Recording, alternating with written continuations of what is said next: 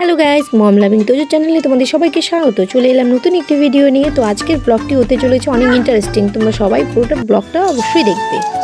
এখন সবাই মিলে বসে এখানে সবজি কাটছে যে যার মতো।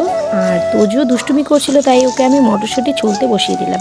কিন্তু একটা কথা, এখনকার বাচ্চারা মটরশুঁটি এতগুলো ছোলার পরে একটা মটরশুঁটি মুখে দিল না। আর এখানে দেখো পাশে ভোগের রান্না হচ্ছে। আর দেখো আমাদের পুজোর আয়োজন, যেখানে পুজো হয়।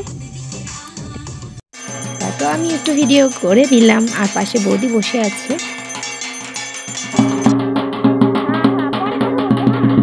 আর পুজোয় বসে গেছে। আমাদের বাড়িতে এই গাছের মাহাত্ম্যটা অনেক। আর আমাদের বাড়িতে এই গাছকেই মা রূপে পুজো করা হয়, কারণ অনেক পুরনো সময় থেকে চলে আসছে আমার ঠাকুমা ঠাকুর দাদুর আমল থেকে। তো আমাদের বাড়িতে এই নিয়মটা এখনও চলে আসছে, ভবিষ্যতেও চলবে। তো এই পুজোটা আমাদের কোনো মূর্তি ছাড়াই হয়।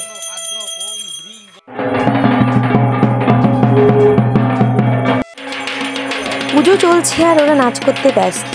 দেখো নাচে মতো ঢাক বাজছে, ঢাকের সুরে নাচ তো সবারই আসে না, তাই ওরাও নাচতে শুরু করে দিয়েছে।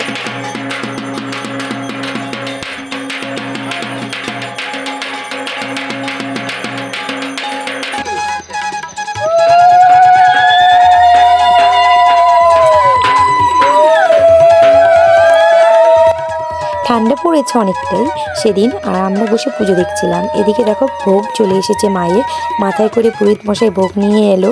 তো মাকে এখন ভোগ নিবেদন করা হবে। তোমরা সেটুকুই দেখবে এখন ভিডিওর মধ্যে। তোমরা পুরোটা দেখতে থাকো।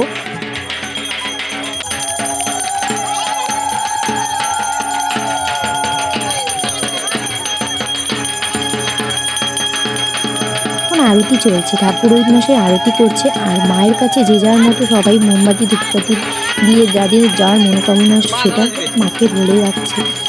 আর মায়ের ওখানে প্রদীপ রাখা হয়, সেই প্রদীপটা অনেকেই ধরাতে পারে, যারা ফ্যামিলি থাকে বা বাইরেরও যাদের থাকে তারা প্রদীপটা ধরিয়ে দেয়। তো সেই প্রদীপই একে একে সবাই ধরিয়ে দিচ্ছে।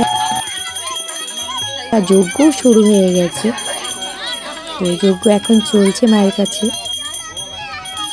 যে যার মতো অঞ্জলি দেবে, তাই সবাই বসে গেছে অঞ্জলি দেওয়ার জন্য। আমি বসে বসে ভিডিও করছিলাম, কারণ আমি উপোস ছিলাম না। তো সেজন্য আমি বসে ভিডিওই করছিলাম। শেষে এখন সবাইকে চন্দনিত দেওয়া হচ্ছে।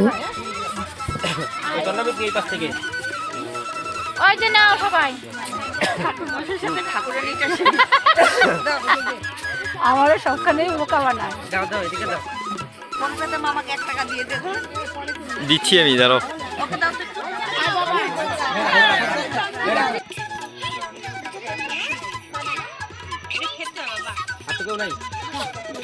দিলাম।